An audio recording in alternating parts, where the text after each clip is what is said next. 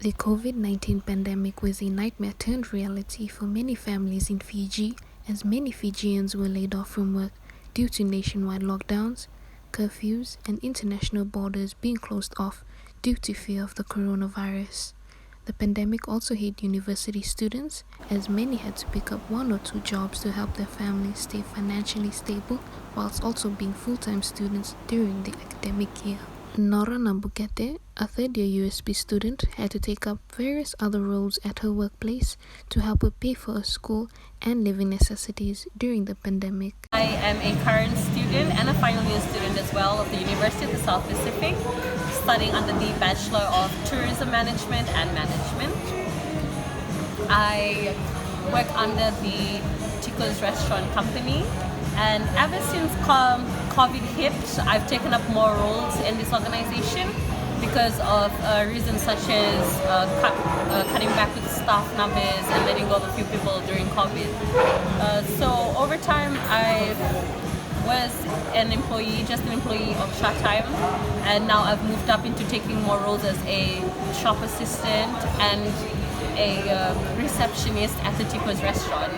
So ever since COVID hit, in a good way, it has enhanced my skills and knowledge in the business industry, and it's helped me as a tourism student to expand my skills and knowledge and have a feel of the area.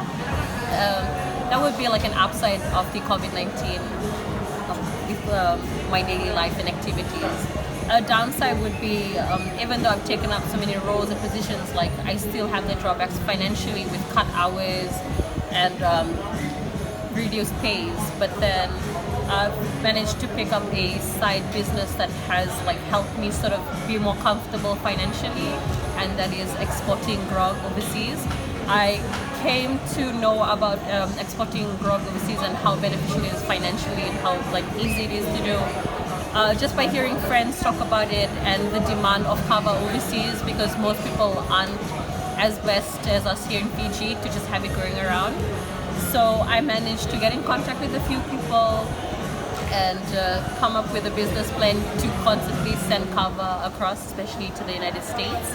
And that's where it gets sold out. And yeah, I managed ever since I started this business, I've managed to help out at home, pay my school fees, and just be more comfortable with life, especially through tough times because of the pandemic going on and how it has strained us economically.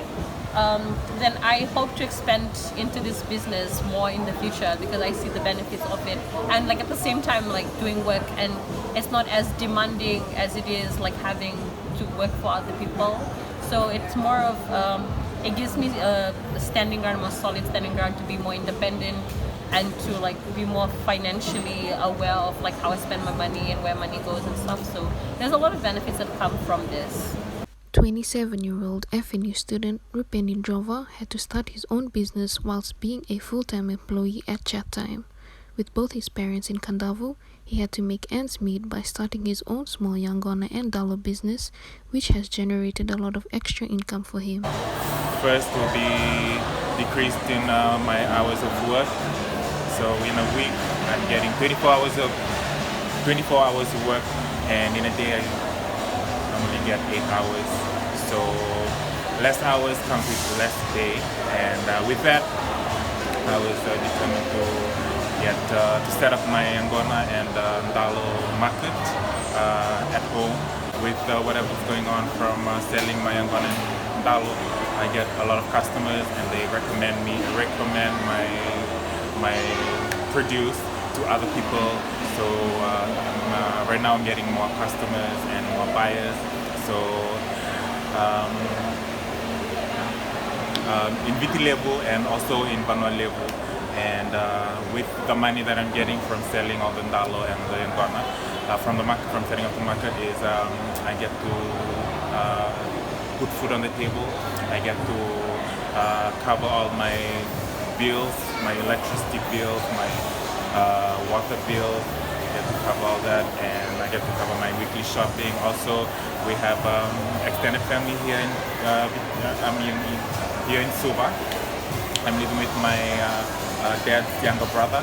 So with the money that I'm getting from the market, I get to also support my my uncle with whatever bills and whatever essential that we need to get.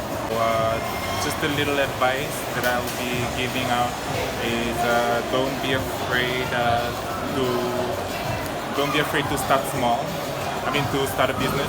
Like even if you start small, but still you'll be making a difference in the next few months, in the next few years. Fiji has reopened its international borders to fully vaccinated travelers after being closed for over 18 months since the beginning of the pandemic. For a country like Fiji, where tourism accounts for about 40% of its economy, the international border opening will reignite Fiji's economy.